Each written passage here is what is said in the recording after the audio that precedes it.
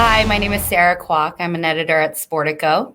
I'm joined today by Johanna Faries, GM of Call of Duty, where she is also head of leagues, which, as I told her just before, has to be one of my favorite sports business titles I've ever come across. Commissioner, GM, whatever, that holds nothing to head of leagues. And David Gould, who in September was named Chief Diversity and Impact Officer at Harris Blitzer Sports and Entertainment, owners of the Philadelphia 76ers and the New Jersey Devils, among many other sports properties.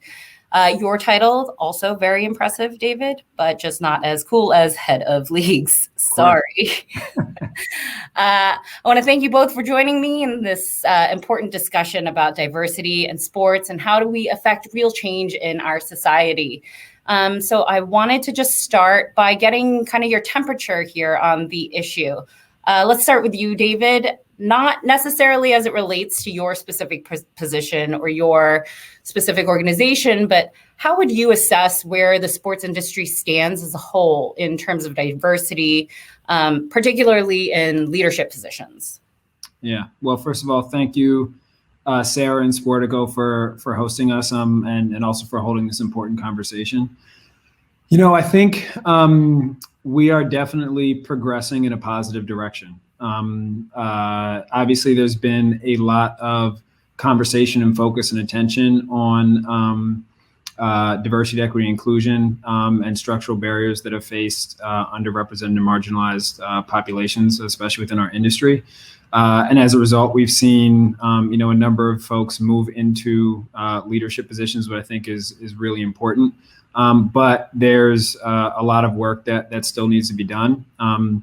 I think something that we need to continue focusing on is not just who's in leadership positions today, but also thinking about like what is the pipeline across your organization and throughout our industry to making sure that we're continuing to cultivate a diverse talent across the board. So I've been really heartened and have a lot of optimism in terms of where we're going. I think the key is really just to continue to build on the foundation that has, been laid this past year, I should say, and making sure that we are able to sustain that level of energy and focus and make sure that it doesn't dissipate, especially as, the world opens back up. My biggest fear is that as the world opens back up and we have many more distractions at our disposal than we had over the course of the past year, that a lot of the commitments, start to fade away. And I think we all have a responsibility to make sure that is in fact maintained.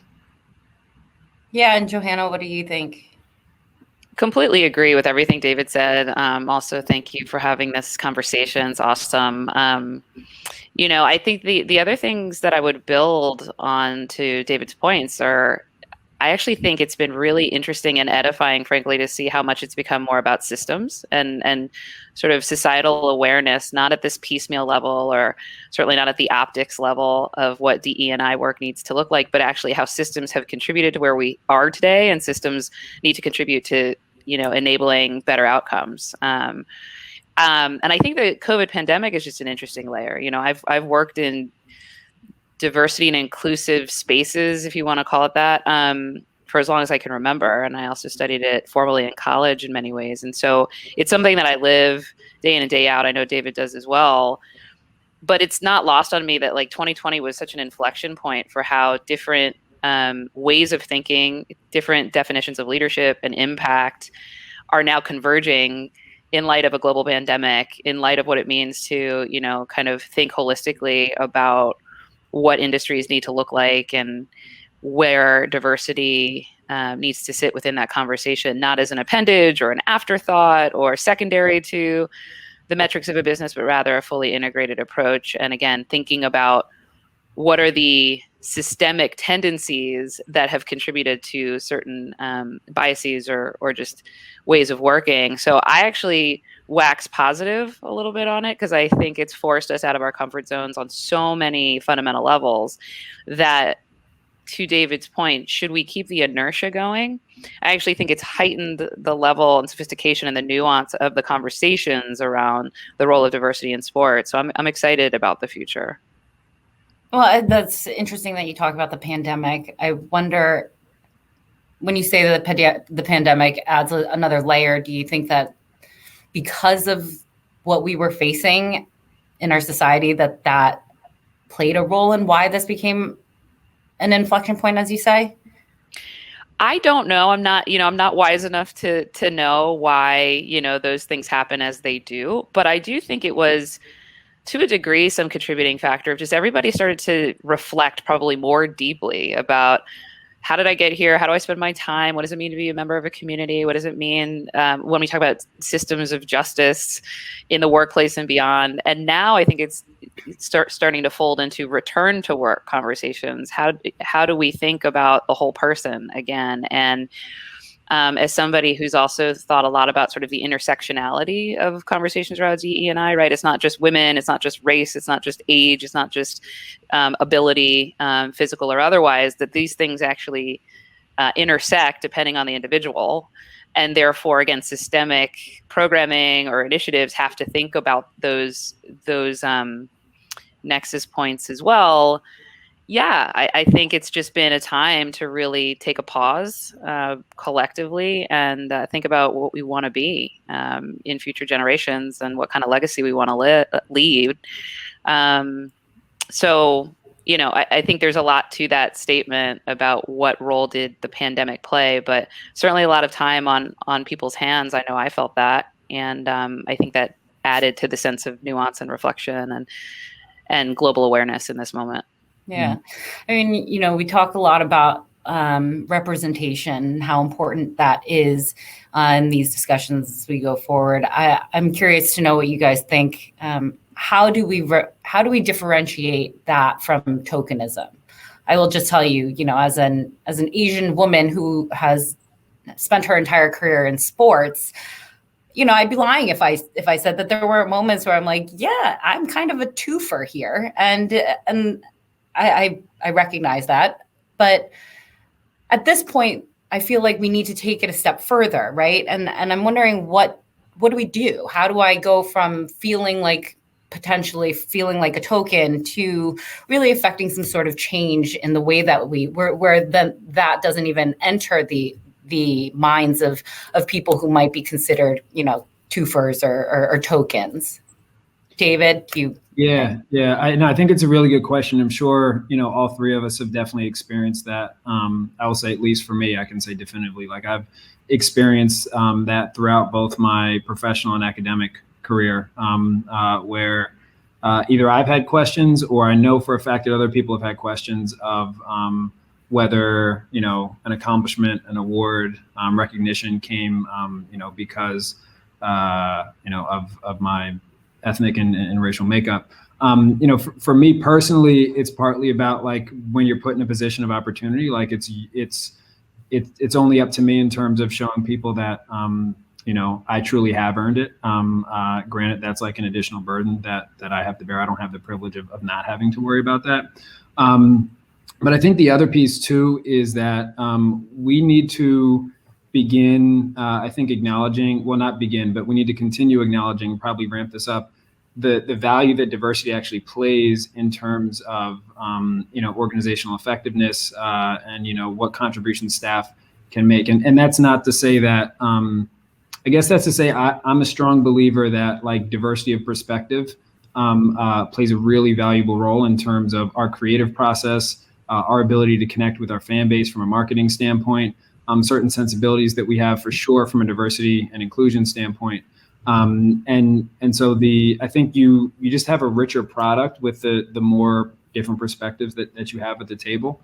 And the other piece too is just to make sure that you're continuing to provide opportunities for and being intentional about providing opportunities and addressing a lot of the systemic barriers that Johanna mentioned, so that you don't sort of organically have a more homogeneous staff composition, right? Because you are going out of your way to make sure you're breaking down whatever networking or professional barriers may exist to have more diverse candidates. So I think if you handle a lot of those more process and systems pieces, the risk of tokenism will get reduced because people are aware that there was an intentional vetting process, and it wasn't about we're giving this position to a person of color, or we're giving this position to a woman because of their identity. But it's just that we made sure that we were getting diverse candidates. And if you do that, our philosophy at HBSC is you shouldn't have to, nor will we sacrifice quality for racial or ethnic or gender or et cetera diversity. It's just a matter of making sure that we're going through the right processes to be able to get there. Yeah, and Johanna, I mean, let's talk about you're building a team, right? Well, let's talk about diversity of perspectives. I think that you would probably make up the antithesis of what you would expect an esports head of leagues to be. Gaming, as we know, is predominantly male, predominantly young, a lot of white or Asian boys basically play.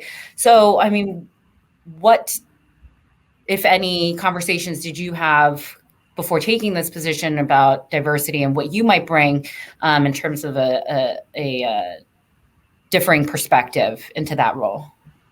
Yeah, first I'd say it was not lost on me that was a big consideration coming in. But why I say that, it was more my psychological analysis of, like, can I win in this role? Will I be successful in making this jump? Obviously, I worked in traditional sports before making the whole industry move, let alone in this role. And I was really floored so positively by Activision Blizzard's approach and interest in an executive with my resume, with what they believed was going to be high impact for the opportunity ahead. And I think that signals sort of this symbiosis that we all should be looking for, where it's not about optics. It's not about, we need to check a box or anything like that.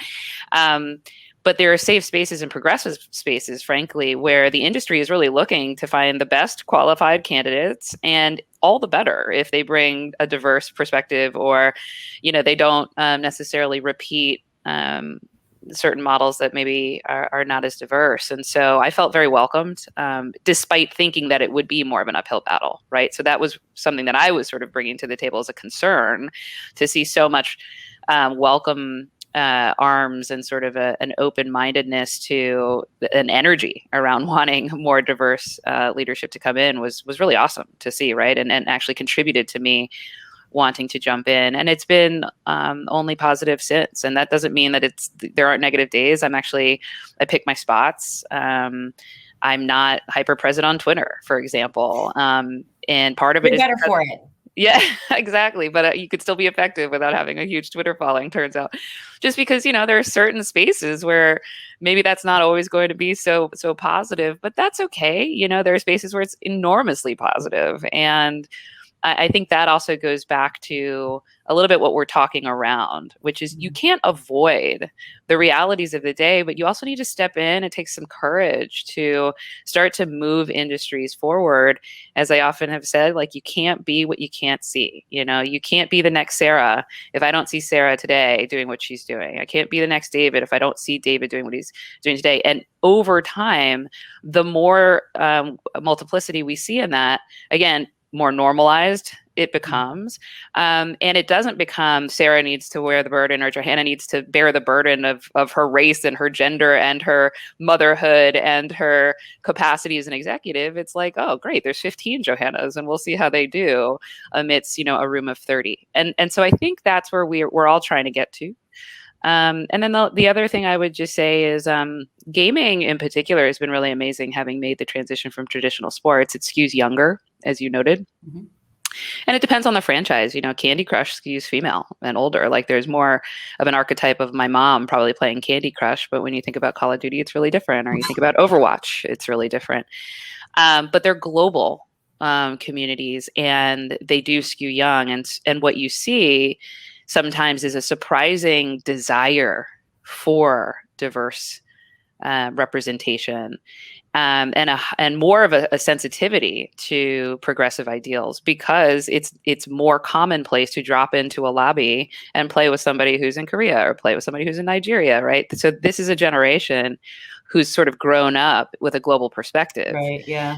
So we always say that, like, everybody's saying that the younger generation is more progressive, more understanding, more than any other generation before it, more wants to see, understands equity and wants to see it in their lives and in the world. Exactly. So, I mean, you're absolutely right that like that makes total sense for that community in particular to be, but I mean, but the truth of the matter is though, is that like a lot of your leagues are still, predominantly young men playing them. I mean, do you have plans of trying to shift that to look a little bit more like the population at large? To an extent, but we've been pretty consistent. At least I'll speak for, let's say, Call of Duty esports, right? You don't want to force a narrative just to have the narrative there, because if anything, you're going to set that up for failure big time, right? Then it is tokenism, or it feels pejorative, or whatever. So it to me, it's doing the right things, having the right representation around strategic conversations. My first 2 hires in Call of Duty esports were women. There was no, whoa, that's weird. 3 women started Call of Duty League strategy, and soon thereafter, like a lot of men joined the fold, and it's been a hyper diverse cross-functional effort ever since. So even though the pro player base certainly is 100% male, and it sort of reflects who's playing at the uppermost tiers of the system today, it doesn't necessarily mean that those male representatives of our league aren't also huge advocates of me and my role as commissioner, huge advocates of the women in their lives, and women coming up through the path to pro system, right, who are at the amateur level and really aspiring. They too get it. They too desire diverse and inclusive spaces. So I think sometimes we get tripwired in assuming because it looks a certain way, that base of people must want it that way. And that's not necessarily the case. So I feel momentum around this more than I feel stymied by it, or that we're in a bad spot. So, David, I wanted to ask you about, when you think about ways to make authentic change. I mean, Johanna, you talked about, your first hires and what you are doing at that level. What are the qualities that you're looking for in every action that you're considering? You know that HBSE has committed $20 million to fighting systemic racism. And that's an amazing amount of resources to put into this, right? But when you're evaluating, I'm sure that you are inundated with project proposals and opportunities and like, listen to me, and this is going to be the way to do it, blah, blah, blah, all those things. So I'm wondering, what do you look for? What do you need to see or know before you can throw your support, before you can throw the support of HBSE behind it?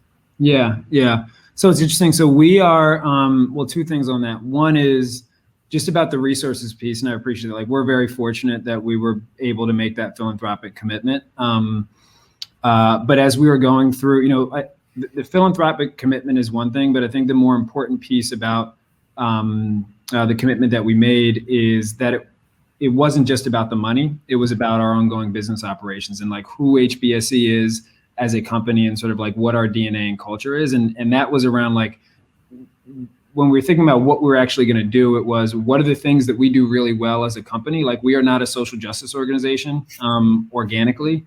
So what do we do really well? And how can we leverage those things to have a positive impact in this area? So, and we can do that without any, cash resources that we're giving out as grants and things of that nature. So, for us, that's around community development, because one of our properties is around real estate and entertainment venues. And, we're leveraging that to invest some in Black communities.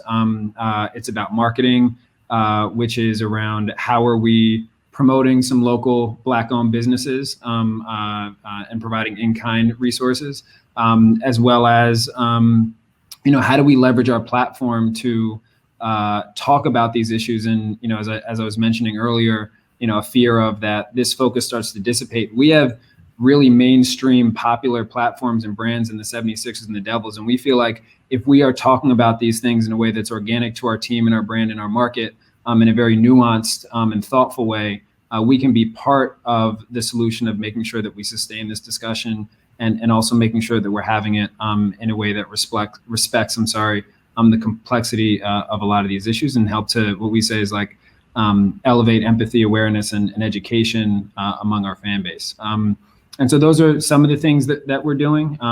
So when you ask about sort of like authenticity, a lot of them are actually, even though we do get a lot of inbounds of things we could or should be doing, we're self-directed in a lot of it, because our starting point is like, let's just leverage all the things that we already have and we already do well, and how do we direct that to have a positive impact? And I think that is a question that, in my opinion, every company can and should be asking themselves. And it doesn't take, it takes some time and effort for sure from a staff standpoint, but it doesn't take a huge, $20 million commitment like we did in order to have a positive impact.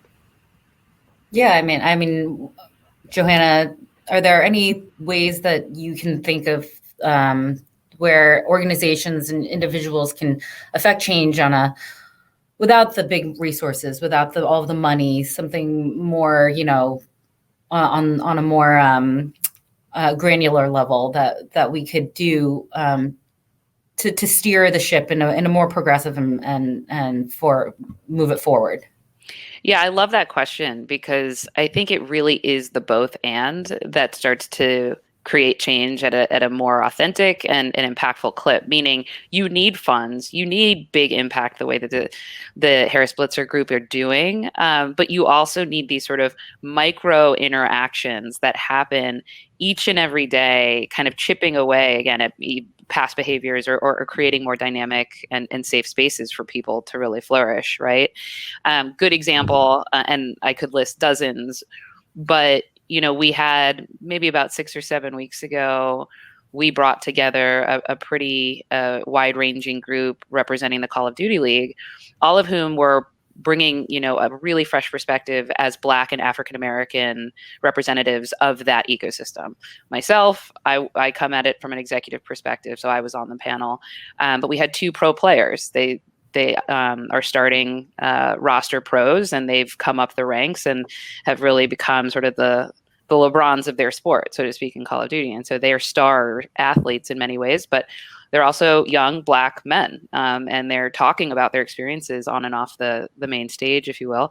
We had a member of our observer team. Observer work is probably lost on traditional sports industry folks. I too only learned that coming into esports, but it's basically, part of the casting team who's following gameplay, so that when you do tune into a Call of Duty League match, you have an entire in-game broadcast team that's following the action and really kind of stitching together the gameplay in a way that's digestible to the viewer, right? One of our lead observers was speaking again from his point of view. And we had a few other young women of color coming in and talking about their roles as broadcast talent and working on the product side. And what was great about that is that enabled awareness and conversations around mental health, around it's really different based on where we're coming from, how we operate within the league. Not every experience is the same, but there's also shared themes around what it means to be a minority in that community, good, bad, and everything in between, right? And the power of that was that everybody at the company could tune in to the tune of more than 3,000 people, really learning and hearing and becoming sensitive to those experiences, right? And so all of a sudden, game developers or the CEO of our company, Bobby Kotick, did the introductory comments before the event started, right? So you were seeing top-down involvement in that conversation and listening. You were seeing it all across the world for people tuning in. They can then carry over that awareness, that education into their next meeting, into their next hire, into their next cross-functional, regroup, and just understand a little bit more of like, my experience might be a little bit different than somebody else's, right? More often than not, over and over again, those things, again, coming back to normalization, heighten people's sensitivity to everybody's experience is different, and everybody's value can be fully maximized if we become more sensitive to those things, right? So that's just one example. There are many others, but I think it's absolutely about funding. It's absolutely about big initiative moments. You've got to hit it hard. You can't just have conversations and expect change, but you can also do these small things that I think really carry into people's behavior. Yeah, your point of just about, building empathy, I think, is so important, because, and I think that is something that we as a society have my feeling is has made big strides over the last year. And maybe it's because we were all cooped up in our houses and we had no one to really interact with, and so you did have to build empathy in order to understand what was going on in the world.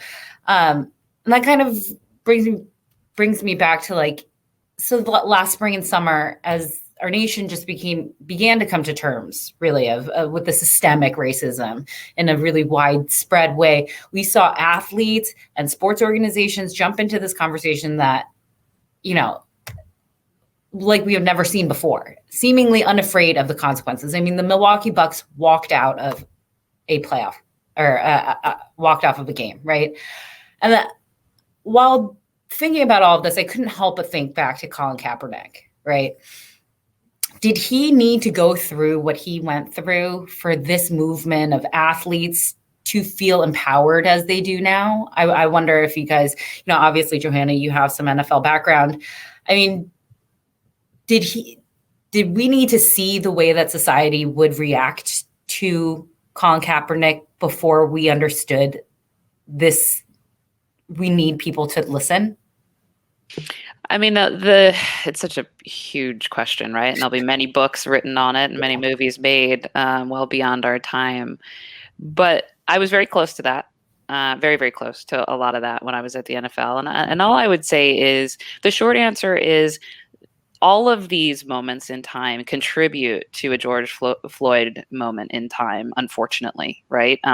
But it is linear in my point of view to the extent that there are these moments that are such moments of bravery and values-based impact that one individual can have the world over. And Colin, you know, stands squarely in that conversation, and we're going to see probably more of that. It's just been, you know, all of American history, one might argue is, you know, sort of threads of acts of courage in the face of injustice. And so goes history. And the way that I think we need to engage is to really, to your point, sort of assess. What I like, again, about the question is instead of saying, oh, that was a football thing, that was back in 17, 18, you know, that was sort of, it's sort of over. On the contrary, it's been a consistent sort of unveiling of who we are as a country, and that's just the United States thing. But you could see immediately how it has sort of encapsulated, again, better, more sophisticated conversations around justice and diversity and inclusion all over the world, and what it means to build a career in industries that are either supportive of you or not, and how values-based work really kind of flows in and out of that, and how people stand for what they believe. I also would say, you know, credit to Nike to a degree. They revived it again, you know, well after it was squarely on the NFL's shoulders to sort of reconcile with that, and they endorsed him in a major way and brought it back into the center of cultural conversation, right? So to a degree, I think, yes, I think it contributes greatly to where we are today. Do I think that was the start of it? No. Do I think it's the pinnacle? No. But we're in a process of growing up, and I think his efforts really helped us get there quicker. David, wondering from your seat what you think about that and about, you know, players and the way that what the proper role for sports figures, whether they be executives or athletes, what role do they play in this conversation? Yeah. I mean, first of all, I agree wholeheartedly with everything Johanna said. You know, I think the Colin Kaepernick saga, which to an extent is ongoing, it was an important point in this process, but there is, you know, you could go all the way back to, you know, John Carlos and Tommy Smith and before to think about different situations and inflection points. And I think each one of them builds on top of each other. And so that is definitely one that we are standing on top of, you know, standing on the shoulders of right now. You know, I think athletes have a something that Doc Rivers, our coach on the 76ers, says oftentimes is, you know, he talks about how he is fully supportive of our players who want to speak out on these issues, but they are individuals and, you know, they're professional athletes first and foremost. And, you they have the access to a tremendous platform should they choose to use it, but we shouldn't expect all of them to use it all the time. And it's really up to them from when and how they feel comfortable taking advantage of that. So, I think that we will continue to see athletes that will continue to take a stand. I think as we've seen the support that, for example, that came behind Colin Kaepernick, that makes many athletes in our leagues in sports feel more confident now that they see others stepping out and having the backing of, the players union and, like the league and their team. And so I think from our standpoint, from where we sit, is we feel like we have a responsibility to support our players, especially where we have aligned values. And so we do everything we can to not only develop and generate content from the team side, but also, making sure that we're doing our part to amplify when Tobias Harris or Doc Rivers chooses to speak out and use their platform. So I think it's really critical to, as I was saying earlier, sustain the conversation. And sports is such a unifying platform. And we have these tremendous mainstream brands that we need to make sure that we're talking about these things, not just when you turn on the news or you're looking through your very curated social media feed, right? These are things that affect all of us, and we need to make sure that we're continuing to keep it at the forefront of our country's conscience. Yeah, and one build, if I can. I know we only have a couple minutes. I'll be super quick. I also feel like in 2020, we started to see, again, unfortunately, but to a degree, more progress around intersectional allyship. So when you saw what was going on with Asian communities in and around the United States in particular, and so much of that is different and so much of that is similar to what maybe the Black American experience had gone through and has continued to go through. It was amazing for me to sit in the chair that I sit as head of leagues, where we could do something on the Overwatch League side immediately, because we had a little bit of a playbook from the last year around, what African American communities were facing. And I also sit as executive champion of the Black Employee Network at Activision Blizzard King, but I'm very close with our chief strategy officer, who's the head of the Asian Employee Network at Activision Blizzard King. So he and I could immediately, as high impact leaders, with our own platforms in the organization, say, what are we going to do? How are we going to do it? What works? Help me, help you. So that fluidity, again, coming out of very sad and circumstances that should never be, nonetheless, I think is starting to heighten the ability to not be siloed in the conversations around community empowerment, but rather really think about how we can help one another in a more sophisticated way. That's a great point. I absolutely agree. I think that was, that's, as you said, unfortunately, one of the bright sides of all of this, though, has been to see how communities have come together and been able to lift each other up in times where it's been really rough. So I think that's it's a great place to end this conversation. I wish that we could talk more about it, about all of this. I've really enjoyed this conversation with you guys.